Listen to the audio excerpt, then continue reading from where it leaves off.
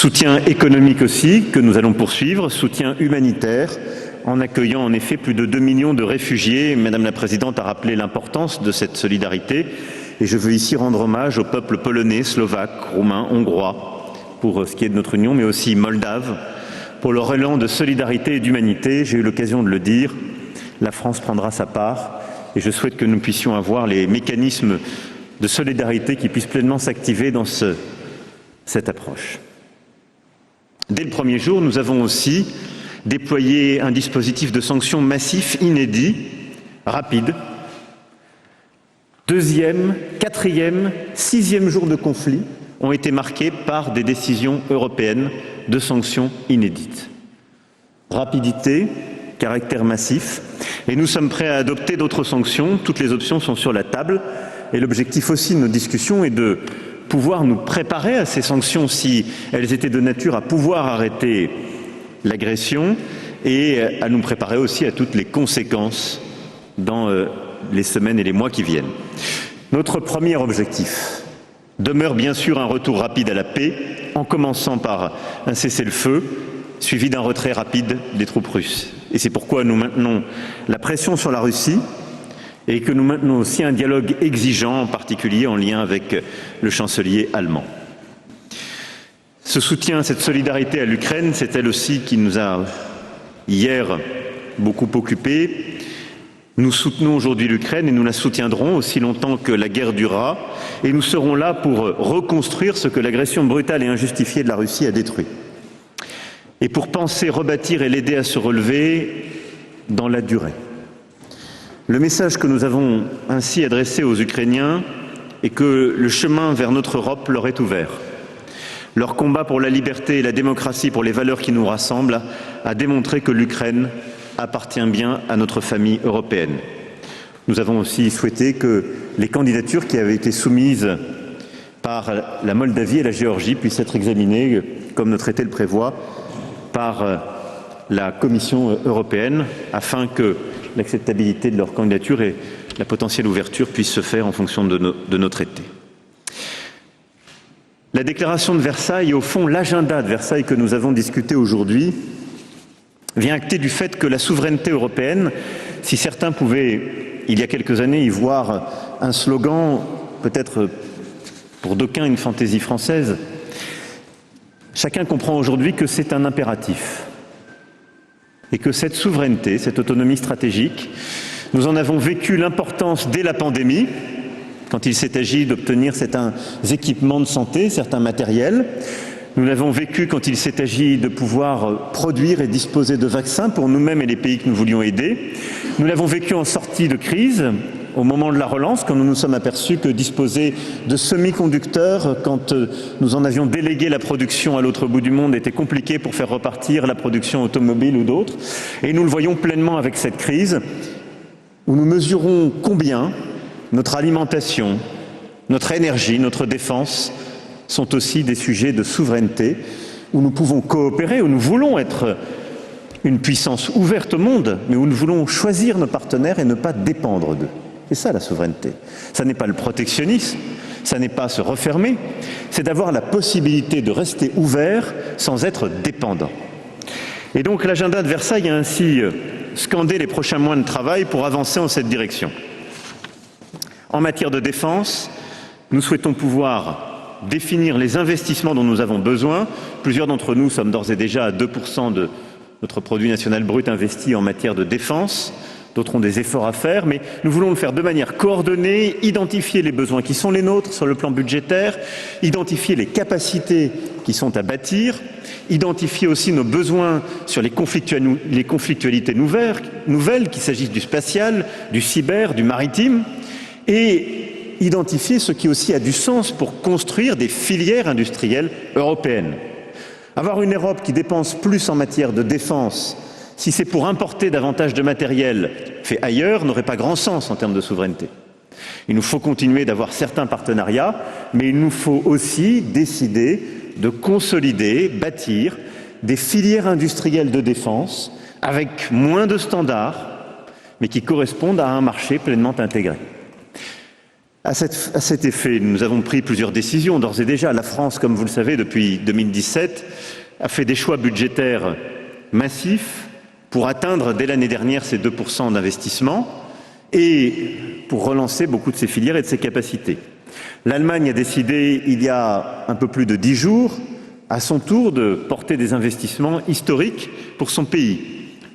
Le Danemark a fait aussi un choix historique, celui de soumettre à son peuple dans quelques mois la possibilité de revenir dans le projet européen de sécurité et de défense. Vous le voyez, partout sur notre continent, des choix historiques sont en train d'être pris qui marquent un tournant majeur. Il nous faut l'organiser au niveau européen pour bâtir cette capacité commune en matière de défense. C'est l'objet du mandat qui a été confié à la Commission pour que d'ici au mois de mai, nous puissions, dans le cadre de ce qui sera sans doute un conseil extraordinaire et qui précédera le sommet de l'OTAN du mois de juin, de bâtir une stratégie européenne pleinement établie en matière d'investissement, de renforcement de nos industries, de capacité. Ensuite, il y a le sujet de l'énergie. Nous avons d'ores et déjà, à travers la stratégie climatique qui est la nôtre, au fond, commencé à bâtir un chemin d'indépendance. Sortir des énergies fossiles, c'est devenir indépendant. Néanmoins, nous savions que sur cette route, pour beaucoup d'entre nous, la sortie du charbon en particulier passait par le gaz. Un gaz que nous importons et que nous importons encore de Russie. La situation que nous vivons aujourd'hui, celle que nous vivrons immanquablement demain, doit nous conduire à réévaluer cette stratégie en étant encore plus ambitieux sur le plan climatique. À cet effet, nous aurons un rendez-vous dès la fin du mois de mars où nous regarderons de manière très concrète comment d'abord accompagner nos peuples sur la question des prix. C'est le mandat qui est là aussi confié à la Commission, des options concrètes sur les prix, des options concrètes sur le remplissage. Ce sont des sujets très techniques, mais de quoi s'agit-il au fond? De permettre de garantir des mécanismes qui évitent d'être soumis aux aléas du marché, parfois aux spéculations du marché liées à ce contexte de crise. Beaucoup d'entre nous avons fait des choix pour protéger d'ores et déjà nos compatriotes, nos entreprises. Nous devons harmoniser ces choix au niveau européen et nous doter d'instruments nouveaux dans les 15 jours qui viennent pour mieux résister aux chocs de prix liés à ce contexte géopolitique. Les prix montaient déjà avant la guerre et ils continuent de monter du fait de celle-ci.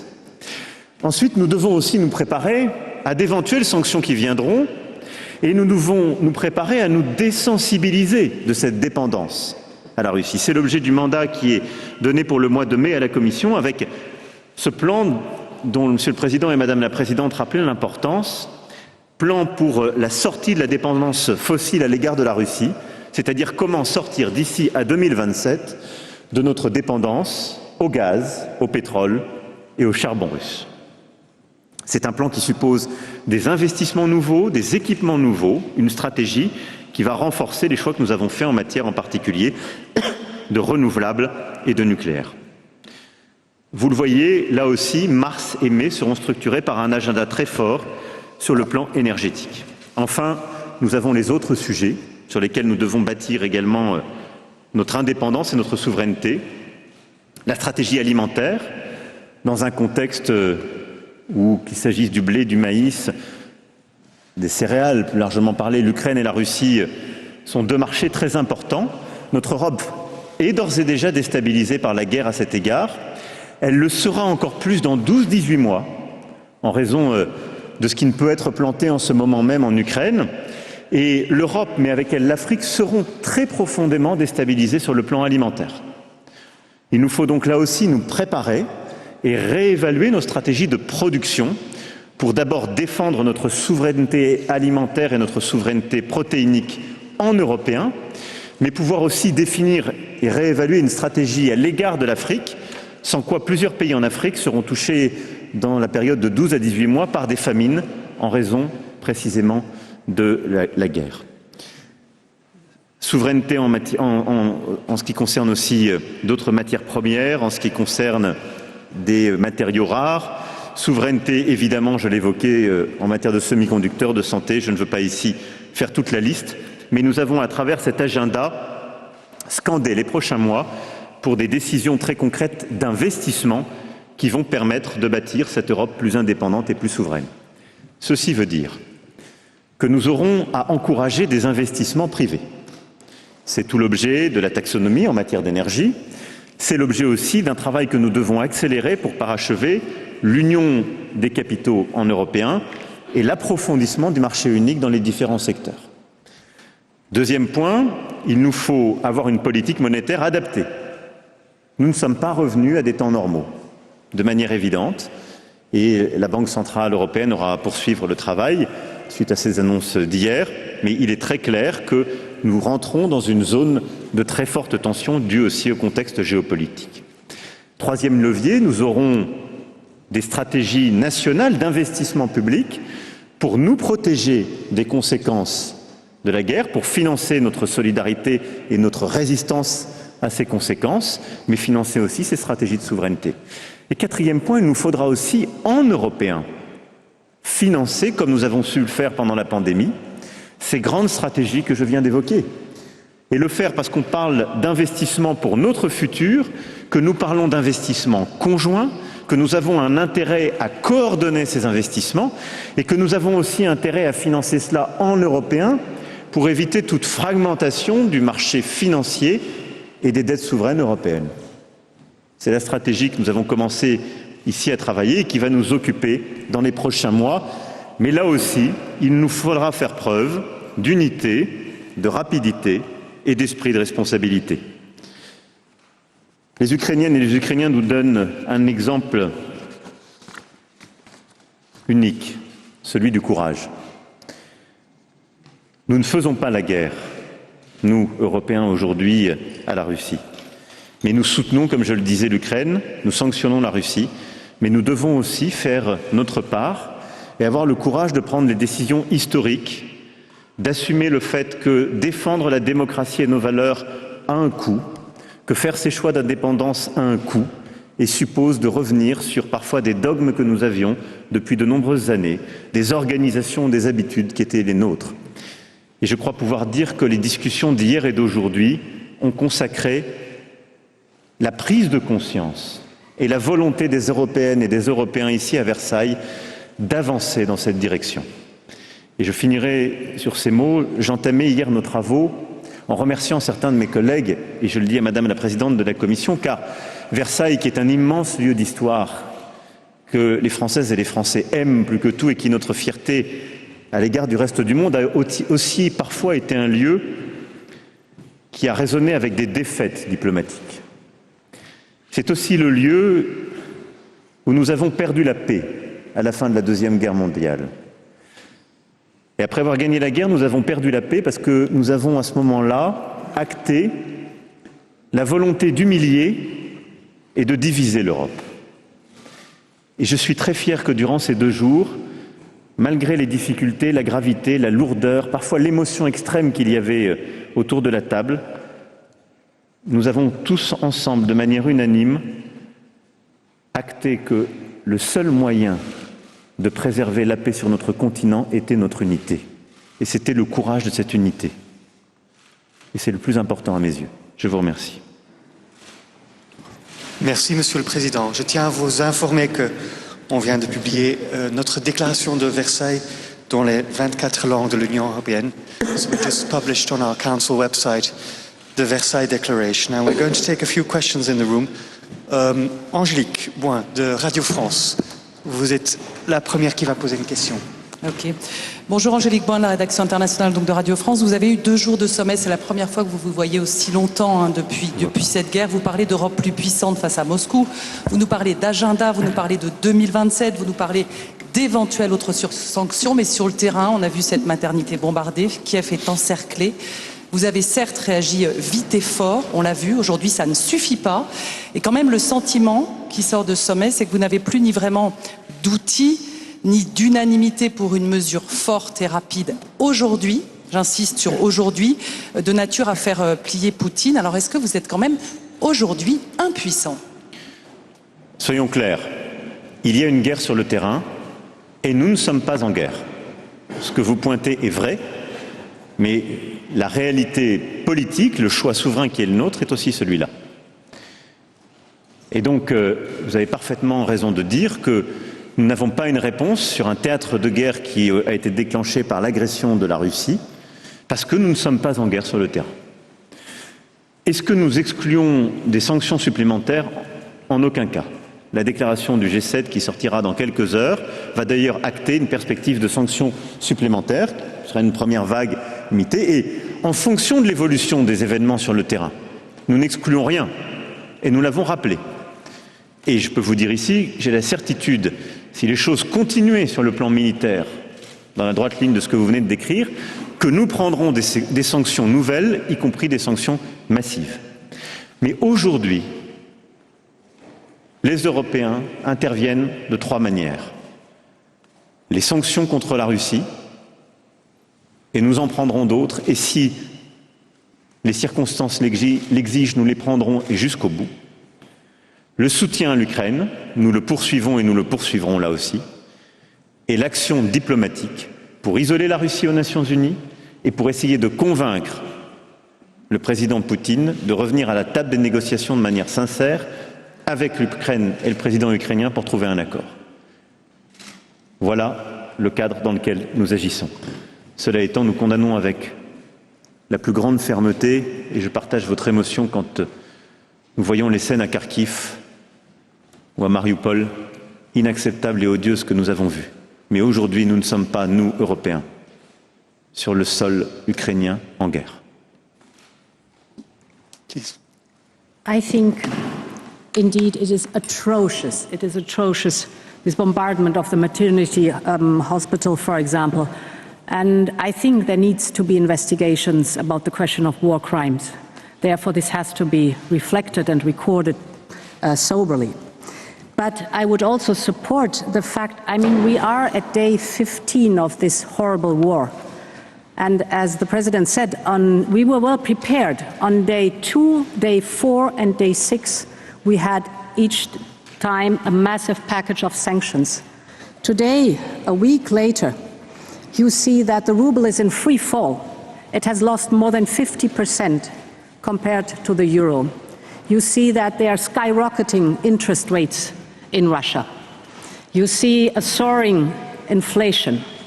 The rating agencies do rate the Russian bonds as junk by now, and recession is hitting the country.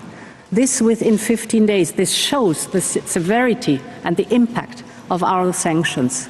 And therefore, the fourth package will come. And as the President said, we have our way to answer to the atrocious aggression that Putin is showing, and we will be determined and forceful in the answer. Thank you, Madam President. La prochaine question, c'est pour Agathe de BFM TV. Agathe. Bonjour Monsieur le Président, bonjour Madame la Présidente. Monsieur le Président français, les 27 ont refusé une adhésion accélérée de l'Ukraine à l'Union européenne. Le Président Zelensky vous a immédiatement répondu. Il faut y aller plus fort, dit-il. Il vous demande d'en faire plus. Il demande à ce que les décisions des politiques coïncident avec les humeurs de leur peuple. Je voulais savoir comment vous vivez ces reproches qui sont devenus quasi quotidiens de la part de Kiev. Et est-ce que l'adhésion de l'Ukraine est une chimère ou selon vous elle est réalisable et souhaitable? Et pardon, j'avais une autre question. Je vous la pose maintenant. Concrètement, s'agissant des sanctions, est-ce que vous avez décidé de réduire des 2 tiers les importations de gaz russe d'ici la fin de l'année? C'était un projet porté par la présidente de la Commission. Et est-ce que l'équation n'est pas impossible à résoudre entre plus de sanctions et protéger le pouvoir d'achat des citoyens européens? Est-ce que vous ne redoutez pas une colère sociale et un nouveau mouvement type Gilets jaunes dans les mois qui viennent? Sur votre deuxième question, nous avons montré, en développant des mécanismes, que nous pouvions tout à fait prendre des sanctions et nous protéger collectivement contre les conséquences pour les consommateurs et les entreprises. Maintenant, soyons clairs aussi, le marché mondial des matières premières, en raison de la forte reprise, donnait lieu à une augmentation des prix avant la guerre. Qu'il s'agisse du gaz, qu'il s'agisse du pétrole, de beaucoup de matières premières ou de composantes industrielles, nous avions une montée des prix. Donc je pense qu'il faut bien continuer à distinguer les choses. Et les gouvernements ne sont pas non plus là pour prendre la totalité de ces effets inflationnistes. Si je prends la France, nous avons absorbé beaucoup de ces effets inflationnistes. Mais c'est une politique exceptionnelle et elle ne pourra avoir qu'un temps. Je prends l'exemple du gaz. Nous n'avons aujourd'hui pas vraiment les conséquences de la crise et des sanctions et contre-sanctions. Mais là où le marché aurait dû augmenter de plus de 40%, il n'a augmenté que de 4% pour les consommateurs parce que nous avons mis en place un bouclier. Alors, on va travailler sur d'autres mécanismes européens. Donc, ce que je veux dire ici, c'est que, en tout cas, nous pensons et nous savons que nous avons les moyens de porter des sanctions, de subir éventuellement le fruit de ces contre-sanctions et de protéger nos économies. Parce que nous avons cette force au plan national et au plan européen. Sur votre autre question, je pense qu'il nous faut avoir beaucoup de respect, de solidarité pour les Ukrainiennes et les Ukrainiens et leurs dirigeants.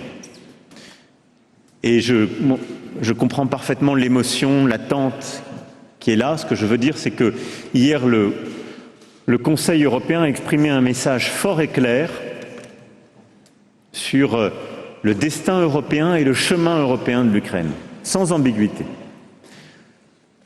Maintenant, pouvons-nous avoir une procédure accélérée ou exceptionnelle avec un pays en guerre sans regarder aucun critère? La réponse est non.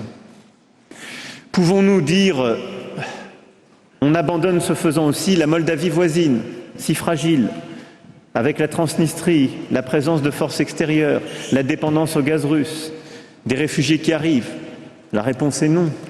Pouvons-nous, à raison de cette guerre, oublier le processus dans lequel sont rentrés depuis plusieurs années des États des Balkans occidentaux qui veulent nous rejoindre, qui sont aussi fragiles, qui sont touchés par les déstabilisations géopolitiques pour autant? La réponse est non.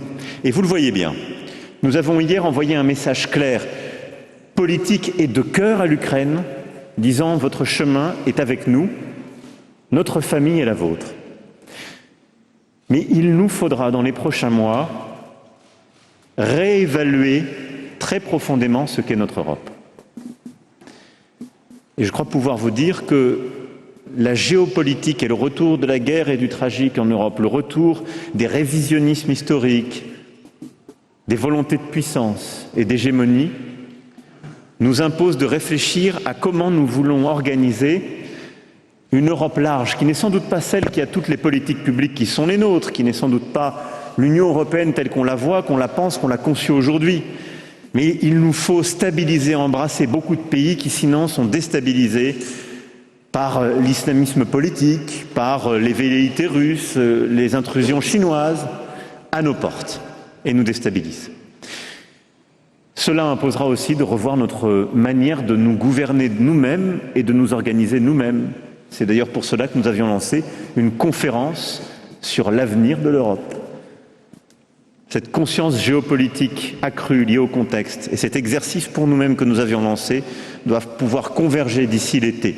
Il nous faudra trouver les formes nouvelles de notre Europe, j'en suis convaincu. Indeed, President Zelensky has, with his application, set a process in motion. And I just wanted to remind that from the day of the application to today, it was just a very short time that the Council tasked the Commission to form an opinion on this application. Normally, this takes years. So it shows that there is a completely different process going on. The process itself is important. As the President said, there are conditions to be part of the European Union that have to be met. But we are also aware of the fact that having a free and democratic Ukraine after the war will also mean that a lot of rebuilding the country will be done with strong support from the European Union too. So I want to emphasize that there is an enormous speed in the process over the last days, really to show that Ukraine is indeed part of our European family. On your second question on the two-thirds reduction, potential reduction of Russian gas within a year. Indeed, this is doable. It's not a ban, it is a reduction by going, on one hand, in the diversification of the supply, so making sure that we have a lot more LNG coming to the European Union, And there it pays off that over the last weeks we've been working hard and have been calling all our friends around the world, and we have many friends around the world, that we need higher supplies of LNG gas. Thanks God we've done our homework and we have the LNG terminals. There have been investments, massive investments in the pipeline network throughout the European Union. So with the LNG terminals and an increased LNG supply, we're able to replace quite a part of the Russian gas. An example is the January. We never had so many LNG vessels and so high amounts of LNG supply to the European Union as in the month of January, because we just actively asked the other suppliers in the world. Then, of course, it needs to be accompanied by heavy investment in renewables, but also biomethane, for example, or increase in hydrogen. This will rise over the years. This is the beginning only. It's one of the most interesting projects to invest in the hydrogen, because whatever we do now with the LNG gas and the pipelines can one day be used as infrastructure for hydrogen. So it's a perfect transition into the hydrogen that will be one of the energy sources of the future.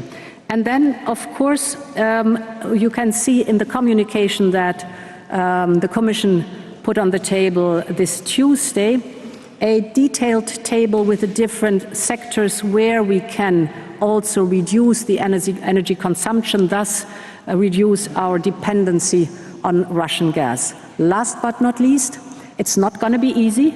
It's going to be hard. And as I've already said, it needs the support by everybody. Everyone can do something, for example, by reducing the energy consumption we have overall. The individual contribution by 450 million Europeans makes a big chunk, if you look at that. And the combination of diversification, more renewables, and smart use of energy would make it possible.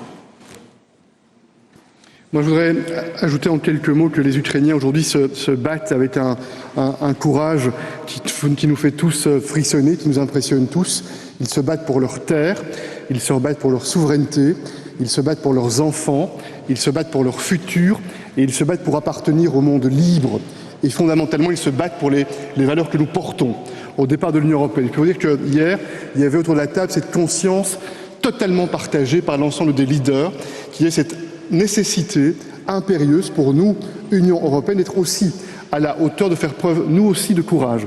Dans l'immédiat, ça signifie une capacité d'agir pour donner plus d'ampleur encore à cet accord d'association qui peut nous permettre immédiatement, sans devoir attendre une seconde de plus, d'engager, comme nous le faisons, davantage de moyens dans tous les secteurs possibles, compte tenu des circonstances. Et puis par ailleurs, il y a le processus. La réponse a été donnée sur ce sujet-là. Nous allons continuer au départ de l'avis qui sera rendu par la Commission en lien avec la demande qui a été introduite. Nous allons continuer à mener le débat au sein du Conseil de l'Union européenne sur ce sujet-là. Mais je veux vraiment vous dire que mon intime conviction, c'est un immense respect qui est ressenti à l'égard de la manière dont les Ukrainiens font une leçon pour défendre ces valeurs de liberté, ces valeurs européennes que nous portons.